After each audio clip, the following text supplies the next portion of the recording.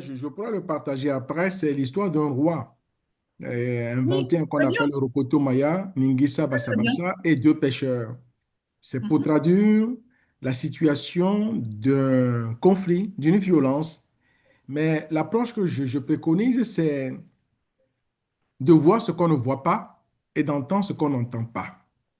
C'est-à-dire que D'accord, de ce que j'ai entendu, d'abord, ce qu'il faut intégrer, c'est que le conflit ou la violence font partie de la vie humaine. Dès lors que le monde est monde, que des humains existent, il y a toujours conflit, il y a toujours violence. Ce n'est pas parce qu'on veut des conflits, on veut des violences, mais ça fait partie. Si cela est dit ainsi, c'est pas pour tomber dans une forme de fatalité, pour dire que de toute façon, on ne peut rien. Non, au contraire. C'est parce qu'on continue à se battre constamment qu'on diminue l'espace de conflit, l'espace de violence. Je pense que c'est Marie-Paul qui le disait. Si on demande aux gens de 1930 par rapport à là où on en est aujourd'hui, il y a certes des évolutions, il y a aussi des régressions à différents endroits. Ce que je voulais moi insister par rapport à ce que j'ai entendu, et je pourrais partager l'histoire après parce que ça permet une forme d'oxygénation, c'est que, je reviens sur ce point, les questions de conflit et de violence, c'est un schéma que j'avais partagé lors d'une précédente intervention, parce que la violence est, comment l'appelle-t-on, l'étape extrême des conflits que nous vivons. Et cette violence, on a vu qu'elle est de plusieurs natures. Elle est insidieuse, elle est systémique, elle peut être éclatée, elle est psychologique, elle est de différentes natures. Ce qui m'importe, moi, c'est de se dire que face à ça, qu'est-ce qu'on fait? Parce que dans le monde professionnel, il y a toujours des conflits. Et il y a toujours aussi de la violence. La première chose, c'est que la victime d'un conflit, la victime d'une violence, ne doit pas être résignée. Le dire ainsi peut paraître facile parce que certains qui sont vraiment dans le conflit ne voient pas le jour, ne savent pas faire. Mais on a compris que c'est de la bataille d'abord individuelle qu'on arrive à transgresser les choses.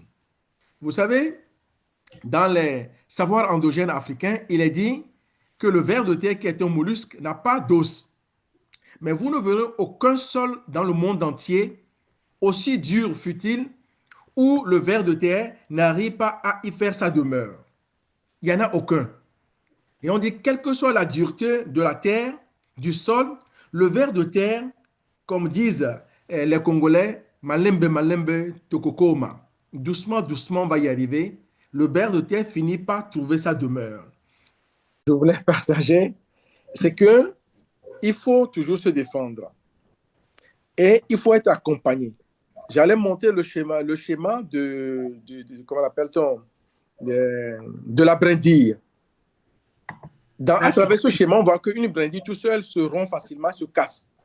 Mais Mhm. quand on attache 3 4 brindilles, on a du mal à les casser. Pourquoi je dis cela? Parce que la question dont il est question aujourd'hui, c'est de se défendre, mais ne pas se défendre seul. Et c'est pourquoi on a besoin d'aide.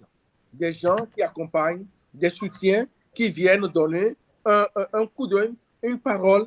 Et c'est important. Cela veut dire en même temps que là où nous sommes aujourd'hui, quand je vois quelqu'un qui est en souffrance, je ne laisse pas tomber. Quelles que soient nos relations, il faut toujours apprendre à aider. Parce que dans ces situations, les gens se retrouvent seuls. Et souvent, ce qui se passe, c'est que, surtout en milieu professionnel, on a peur d'aider la personne qui est devenue la victime. Parce que, surtout quand les gens sont victimisés par la hiérarchie, et donc tout le monde se rend du côté du chef. Et vous avez la victime souffre doublement. Non seulement elle est victime, et en plus, il y a inversion de la preuve. Elle devient la personne qui peut-être, et j'entendais un des témoignages, on dit que c'est finalement elle qui est responsable. Ce qui est important, c'est de savoir que jamais une victime n'est responsable de quoi que ce soit. On peut trouver des circonstances, mais dès lors que quelqu'un est agressé, la personne est victime. Et il faut arrêter donc de penser qu'une victime, oui, parce que le décolleté est trop plongeant, parce que le monsieur est trop barré. Non, non, non, non, c'est pas possible. Il faut avoir cette conscience-là. Et l'autre élément qui me semble important d'avoir en esprit, c'est que quand on est face au conflit, quand on est face aux questions de violence, certains le disent, je crois que c'est Marie-Paul qui le dit, il faut être formé. Il faut être formé. La formation est fondamentale parce que tous ici, nous sommes intelligents. Tous ici, nous avons une manière de faire. Mais nos intelligences sont relatives. il y a un outil que nous appelons l'intelligence négociationnelle. Quand je vois mon image ici, dans mon écran, Nadège en face, Marie en face, Christian Levesque en face, Esther, si je prends que les quatre là ont différentes formes d'intelligence. Et donc, il y a certains qui sont à l'aise dans l'art de parler, certains qui ont l'intelligence du réseau, certains qui ont l'intelligence spatiale. Donc, il y a plusieurs formes d'intelligence. Cela veut dire que quand on conjugue les intelligences, on est plus fort. Et donc, il est important d'apprendre à s'entourer, connaître ces éléments. Voilà pourquoi je parle de la formation. Quand on n'est pas formé, on est bloqué. Et donc, ici, être formé sur les questions de conflit. Non pas parce que je suis formé, parce que je veux devenir formateur, je suis formé pour avoir des leviers. Ce soit que j'avais prévu au départ, bon, la technique ne le permet pas forcément, c'est d'être outillé. Pourquoi avoir des outils? L'outil, c'est ce qui détermine l'individu. Un chirurgien n'est pas un chirurgien s'il ne sait pas manipuler les outils chirurgicaux. Un cordonnier n'est pas cordonnier s'il ne sait pas utiliser les outils de cordonnier. Et donc, quand on a des outils en termes de gestion de conflits et face aux questions de violence, ce ne sont pas forcément des marceaux, des enclumes, mais c'est des dispositions, des éléments qui aident à avoir ce qu'on appelle la musculature interne. Quand vous arrivez à développer ça, vous pouvez être le plus petit ou la plus petite, vous avez du ressort. Je pense que c'est le premier niveau de la lutte contre les discriminations, de la lutte contre la violence, de la lutte contre les conflits professionnels auxquels on est confronté. Et puis, il y a l'espace légal. J'entendais tout à l'heure, vous savez, les conflits ou les violences systémiques. Systémiques parce que pourquoi? Parce que des fois, la structure elle-même, telle qu'elle est organisée, génère ce type de violence. Mais il ne faudrait pas généraliser non plus. Parce que souvent, quand nous parlons de violences faites aux femmes, il y a parfois des femmes qui participent. Il y a des hommes aussi qui participent. Donc, ce que je veux dire par rapport à ça, c'est qu'il faut avoir l'esprit de discernement. Parce que quand on se trompe dans son combat, des fois, on fait pire que bien. Et dans l'histoire que nous savons par rapport à la lutte contre les violences dont les femmes ont été victimes, c'est que quand on est déterminé, et on a vu que contre les violences aux femmes, il n'y a pas que des femmes qui sont mobilisées. Il y a des femmes, il y a des hommes. Mais au commencement, il y avait des femmes. C'est comme à l'époque de l'esclavage. Au commencement, il y avait les esclaves qui sont révoltés. Et donc, la victime doit commencer par se révolter. Parce qu'une victime qui ne se révolte pas, c'est qu'il y a un problème. Il ne faudrait pas vite partir en assignation. Des fois, une victime qui ne se révolte pas, ce n'est pas une victime qui ne parle pas. Ne pas parler, ne pas crier, ne veut pas dire qu'on ne se révolte pas. Il y a différents systèmes de défense. Certains peuvent parler, d'autres non. Vont trouver différents schémas. Voilà pourquoi, face à ces situations, le plus important pour moi, c'est de se dire qu'il ne faut jamais être seul. Et il faut se dire qu'il n'y a rien qui soit définitif. Il n'y a rien qui soit définitif. Il faut avoir cette capacité, cette musculature entière pour se dire que, quelle que soit la situation que je traverse, il y a un début et il y a une fin. Voilà quelques éléments que je voulais mettre en complément, sans aller trop en détail, et en vous invitant, parce que nous faisons beaucoup de formations. Et dans nos formations, nous travaillons beaucoup sur les savoirs endogènes africains. Et pour parler, quand on dit pour se coucher, il faut d'abord s'asseoir, on comprend ce que ça veut dire. Et à travers ça, on travaille sur un outil. Quand on dit quand la tête est là, on ne met pas le chapeau sur le genou, c'est une évidence. C'est-à-dire que les formations permettent en premier lieu d'avoir de la musculature interne. C'est bon d'aller dans les salles de sport, c'est encore bien d'avoir de la musculature interne pour faire face à un certain nombre de situations. Parce que quand j'arrive à faire face, quelle que soit la force que j'ai, je crée déjà un premier pas de résolution de la situation. Mais quand je ne fais que subir, et donc on me casse plus rapidement. Donc voilà pourquoi ces temps que nous avons ce soir sont des temps de formation. Parce que beaucoup de paroles entendues sont des paroles qui édifient, sont des paroles qui permettent aux uns de se dire qu'il ne faut pas être dans la peau de la victime de manière éternelle. C'est une assignation qu'il faut refuser parce qu'on peut toujours tout changer. Ce n'est pas évident, mais il faut toujours essayer. Certains l'ont fait depuis qu'ils ont 17 ans, aujourd'hui ils ont 48 ans, mais ils continuent à le faire. Ben, ils continueront à le faire et d'autres vont continuer encore à le faire. C'est ainsi. Donc, il ne faut jamais baisser les bras. Il faut se dire que c'est un combat noble. Et dans ce combat noble, il faut savoir aussi que l'agresseur est partout. L'agresseur n'est pas seulement dans un camp. Il n'y a pas un camp de bons et des méchants. Non. L'agresseur est un peu partout. La victime est aussi partout. Voilà pourquoi on a besoin de la vigilance. On a besoin de cette bienveillance aussi entre soi pour faire en sorte que partout où il y a des ténèbres, qu'on se batte pour apporter de la lumière. Voilà quelques mots que je voulais apporter et je reste à disposition pour partager par la suite les contacts. Ah oui, je te l'enverrai là parce que je l'avais sur le slide, mais comme j'ai plus l'ordinateur qui prend, donc j'enverrai puisqu'il y a les gens qui sont inscrits, donc on vous enverra un document avec la fiche du masterclass agamatique que nous faisons le 29 novembre prochain en distanciel et en présentiel à Lille pour les gens qui sont dans les Hauts-de-France. D'accord, très bien. Merci beaucoup, Monsieur Sanoussi, pour cette intervention. Alors, est-ce qu'il y a des questions dans la salle? Je peux toujours dire Oui. un mot, mais je ne veux pas Oui. empêcher quelqu'un d'autre de le faire. Hein. Non, je voudrais insister sur le fait que ce que notre ami vient de redire, c'est ce que j'appelle l'éducation. Et le souci qu'on a en particulier en France, c'est que l'aspect des apprentissages premiers, l'aspect de l'adaptation des jeunes aux difficultés d'aujourd'hui, etc., ça a pris le pas sur l'éducation. C'est-à-dire qu'en fait, l'éducation africaine est beaucoup plus est proche de nos traditions de ce point de vue-là, puisqu'elle passe beaucoup par l'oral, beaucoup par le lien, beaucoup par la discussion. Et c'est malheureusement beaucoup moins le cas maintenant dans les écoles en France, par exemple. Et l'éducation, c'est pas le professeur qui éduque, hein. C'est une fausse idée. L'éducateur, c'est le groupe. L'éducateur, c'est la communauté, c'est l'ensemble de l'école, c'est le quartier. Et c'est tout ça qui vraiment pose mal le problème de soutien aux agressés, aux victimes. Parce qu'en fait, c'est pour ça que de temps en temps, il y a des gens qui se victimisent alors qu'ils ne devraient pas. C'est qu'il y a le manque de cette éducation qui leur donnerait la force de résister, la force de témoigner, la force de participer.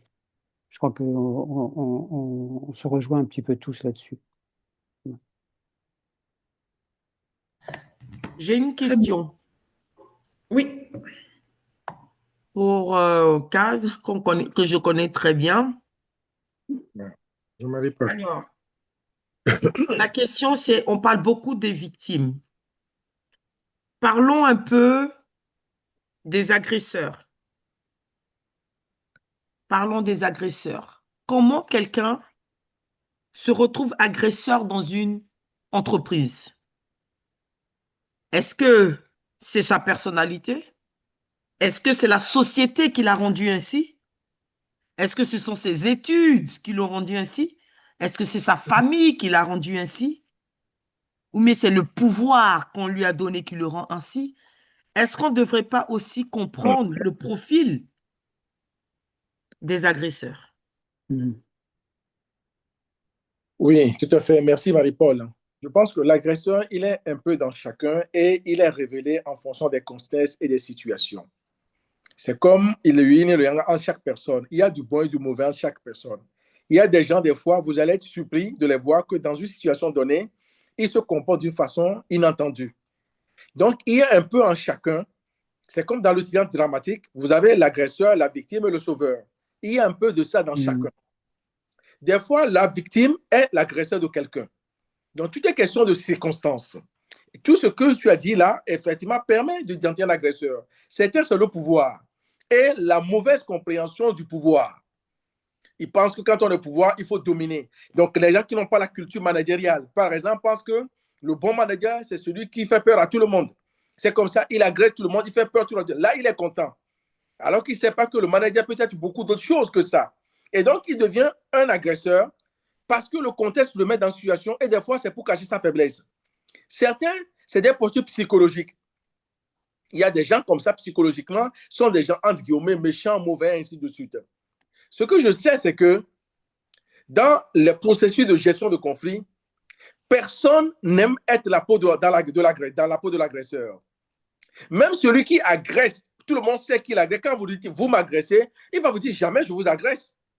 Parce que la société que nous avons n'aime pas les agresseurs, même si parfois elle les protège. La société n'aime pas, parce que quand on reconnaît que quelqu'un est un agresseur, la personne est indexée. Voilà pourquoi des fois, dans les techniques de gestion de conflit, on apprend aux gens à nommer l'agresseur. La nomination d'un agresseur est un premier pas en termes de gestion de ce conflit. Une fois que vous mettez l'agresseur à nu, vous la mettez dans sa position d'agresseur, vous allez voir qu'elle rentre aussi dans un système de défense. Pour d'abord refuser cette assignation. Non, je ne suis pas l'agresseur, mais tout le monde peut voir que c'est l'agresseur. Donc, bien évidemment, il faut en parler, parce qu'en parler des agresseurs, c'est justement les pousser à se revoir dans un miroir. Et à revoir dans le miroir ne suffit pas. Ça peut faire prendre conscience. Mais certains sont psychologiquement bloqués, ils sont socialement limités, certains, ce n'est pas l'ignorance, et donc, du coup, il faut travailler. Dans travailler, ce n'est pas câliner dans le sens du poil les agresseurs. Il y a pour certains une éducation à faire. Certains, on leur demande d'être manager. Il nous est arrivé de faire des formations dans le top management. Aujourd'hui, nous avons essayé de travailler sur ce que nous appelons la gamme management, qui est une, comment l'appelle-t-on, une forme de révision du management en partant de lean management, du management dans l'action publique, et ainsi de suite, en basant sur des concepts endogènes. La symbolique de la main, le caméléon, et ainsi de suite. Et on voit que des fois, des gens, et c'est une réalité que nous voyons partout, sont à des postes à responsabilité, ils n'ont aucune notion de manager. Ils ont de grands diplômes, ils deviennent chefs, mais il a une équipe à gérer. Et des fois, les violences sont induites comme ça. Vous avez des gens qui n'ont pas de relation aux femmes, qui ne savent pas. Il a un petit pouvoir, mais le gars, peut-être qu'il n'a jamais su comment on drague une femme. Il n'a jamais su, mais il devient tout à coup chef. Donc, il se sent pousser des ailes avec des comportements qui sont inadaptés. Donc, il y a un profil type qui est pluriel, parce qu'il n'y a pas un seul profil, il y a plusieurs ingrédients qui permettent de voir que les gens qui agressent ont plusieurs profils. Et des fois, vous avez l'agresseur qui est silencieux. C'est peut-être un collègue qui ne dit rien, mais il agresse autrement. Le plus important, c'est de les dénicher. Je sais que quand il y a agresseur, il y a beaucoup plus d'hommes, mais il n'y a pas que des hommes, il y a des femmes aussi. Il y a beaucoup plus d'hommes. Quand on parle notamment de violence sexuelle, c'est beaucoup plus d'hommes. Mais des fois, il y a des femmes aussi. Dans tous les cas, un agresseur, ce n'est pas une question de sexe. Dès qu'il y a agression, il faut dénoncer. Et par rapport à ce que dit Marie-Paul, il peut être important dans des formations de dresser les profils types. Et ça permet à chacun de comprendre qu'au fait, quand j'entends ce profil-là, je me pose ma question, est-ce qu'à un moment donné, j'ai pu être agresseur? Je peux l'avoir été dans une relation professionnelle avec un collègue à un moment donné, il y a un dossier, une présentation, et que là, il y a quelque chose qui m'a énervé, j'agresse la personne de manière symbolique. Donc, je peux l'avoir été à un moment donné. Et donc, dresser le profil type de l'agresseur permet de faire prendre conscience et que ça constitue également un élément de gestion de ce type d'agression et de conflit. Voilà ce que je peux dire de manière synthétisée par rapport à cette situation. Merci beaucoup. D'accord. Est-ce que cette réponse vous convient, Madame Babli? Oui, bien sûr, mais je pense que souvent, il faut parler, il faut aussi capter les agresseurs pour comprendre, en fait, et savoir également quelles solutions apporter. Moi, j'ai une question. Voilà. D'accord. Moi, j'ai une question, Monsieur Sanoussi. Est-ce que, comme l'a dit, je crois, Uma, est-ce que parfois ce n'est pas systémique? Est-ce que ces agresseurs ne sont pas justement là pour ça, pour nuire à certains salariés ou autres? Dans ce cas de figure, comment agir? Je ne pense pas que les gens sont là spécialement pour nuire, mais ils peuvent commencer à développer une bande de malfaiteurs. C'est-à-dire que on est entre soi, parce que vous savez, c'est ce qu'on appelle, on ne se déjuge pas. C'est-à-dire qu'on est ensemble, on rigole des mêmes choses, on fait les mêmes blagues, on parle, et on agresse ensemble en meute. Ce n'est pas parce qu'il y a un plan prévu quelque part pour faire ça. C'est-à-dire que le contexte fait qu'à un moment donné, les gens sont habitués à le faire. Et donc, il n'y a personne parmi eux qui ose. C'est ça le procès, les silencieux. Il y a personne qui dit, mais les gars, attendez, c'est pas bien ce qu'on fait là. Non, on va être avec les ensembles, on a les mêmes humours, on parle. Non. Les gens deviennent violents, agresseurs en fonction d'un certain nombre d'éléments. Et le contexte est tellement prédominant. Le contexte permet aux gens d'être en meute parfois, de continuer. Ils se protègent en soi. Donc, si toi, tu veux sortir de la meute, il faut avoir le courage Vous avez des fois des collègues qui ne peuvent pas parler parce qu'ils ont envie. Quand ils rentrent, eux, ils sont des agressés. Ils sont des victimes, mais des victimes qui ne le disent pas. Il vient au boulot, il ne sait pas comment défendre ce copain. Donc, il est obligé de faire semblant avec les autres parce qu'il ne veut pas avoir les mêmes problèmes. Voilà pourquoi on a besoin de discernement.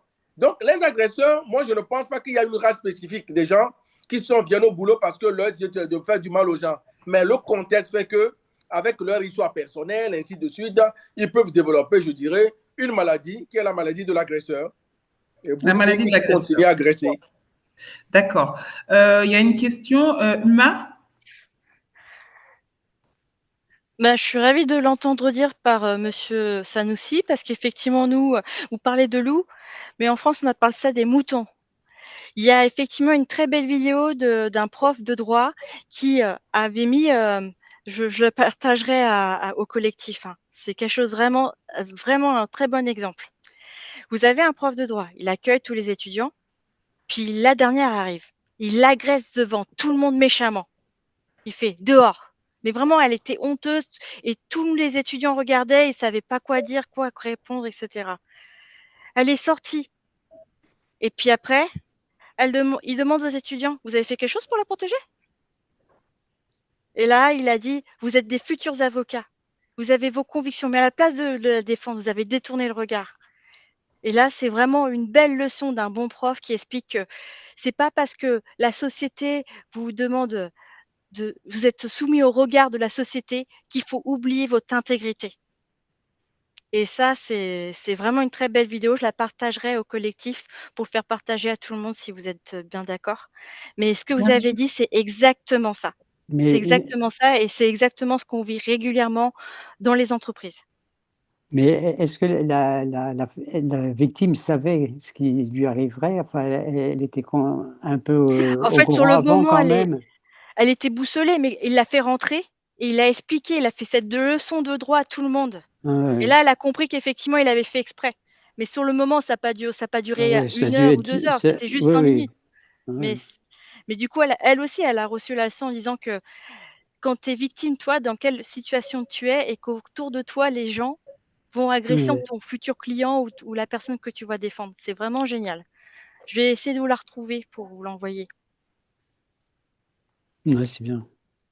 D'accord, très bien. Est-ce Je que... demanderais ici, dans cette salle, oui, honnêtement, tout le monde ici, nous sommes quasiment tous des adultes.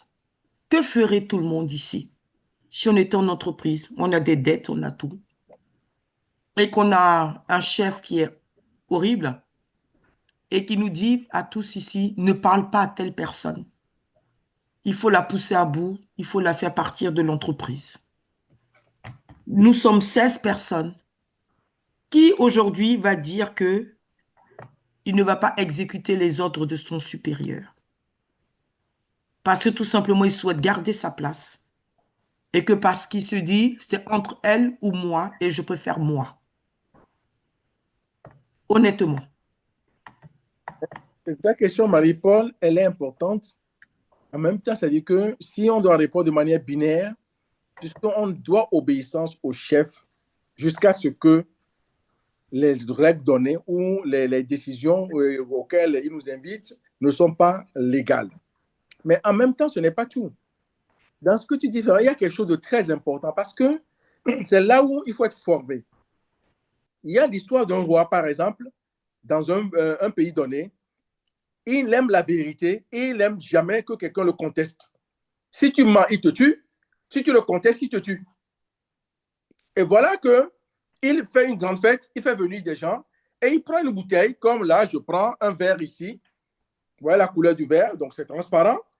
Et il dit aux gens, voici le verre bleu. Et est-ce que le verre est bleu? Tout le monde, oui, le verre est bleu. Mais qui est fou pour dire que le verre, parce que si tu le contestes, il te tue. Mais si tu mens, il te tue. Mais les gens commençaient à tuer parce qu'ils ont dit que le verre est bleu. Et jusqu'arrive un jeune homme, on dit, mais jeune homme, me dit, moi, mon verre, il est bleu, non? Je dis qu'il est bleu.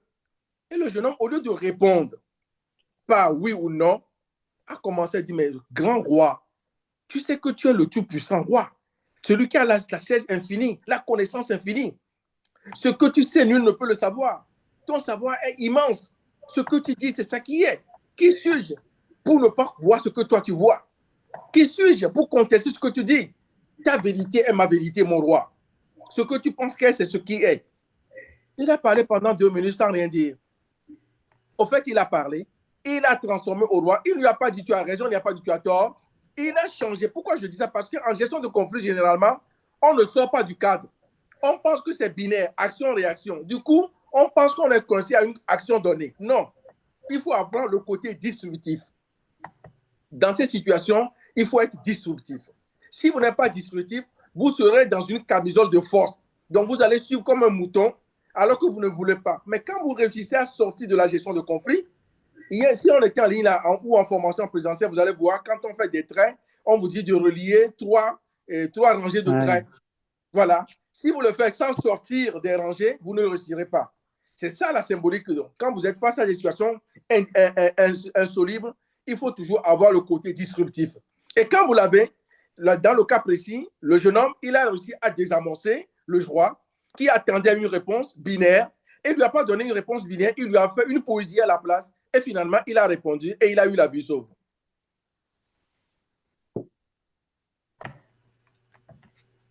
Excellent. Bah, finalement, on a eu l'histoire du roi, là. C'est pas celui-là, mais bon, c'est un roi quand même. Mais bon.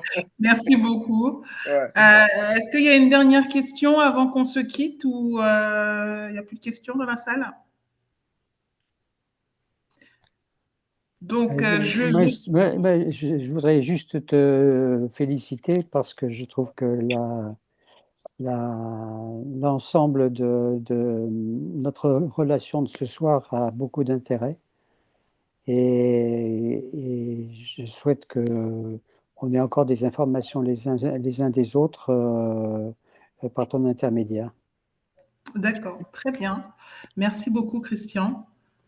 Donc, s'il n'y a plus de questions dans la salle, je vais mettre fin au webinaire. Oui, il y a une question, il y a une main levée, s'il vous plaît. Ah, pardon, je n'ai pas vu. D'accord. Monsieur Samandé Kafando, oui, on vous écoute. Allez-y. Tout à fait. Merci bien. Voilà, c'est bien ça. Je vous suis depuis Ouagadougou au Burkina Faso. D'accord. Alors, nous allons dire merci à Monsieur Sanoussi pour la prestation.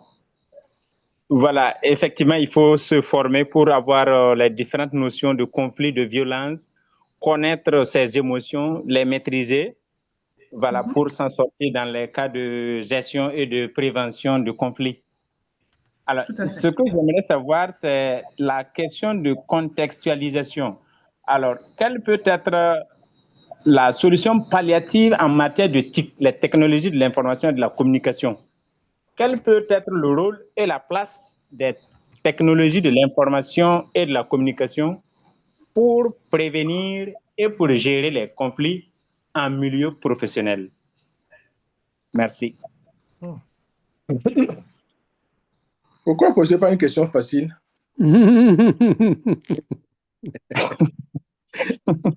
Mais en même temps, en fait, c'est la relation qu'on a aux nouvelles technologies.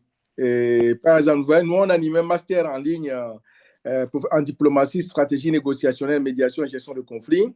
Et on avait des étudiants qui venaient d'un peu partout, dont un du Burkina Faso qui est diplômé récemment d'ailleurs. Là. Et pour les mémoires, il y a certains apprenants qui font tout leur mémoire par l'IA. Je dis non. L'intelligence artificielle, il faut le prendre comme un assistant ou une assistante. Dans la question de gestion de conflits ou autre chose, parce qu'aujourd'hui, qui a l'information gouverne le monde. La première vertu de l'IA, c'est l'information.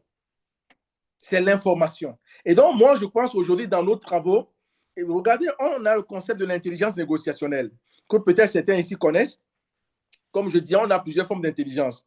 Et depuis 3 ans que nous avons mis en place ce concept, nous sommes commencé à travailler pour voir comment mettre en place un test. Pour voir, je parlais tout à l'heure, je regardais Nadège, Ouma, et puis Christian, et je crois c'est Esther, en disant que chacun a une forme d'intelligence. Mais comment savoir quelle intelligence est dominante chez moi? Et on travaillait sur un test depuis 3 ans.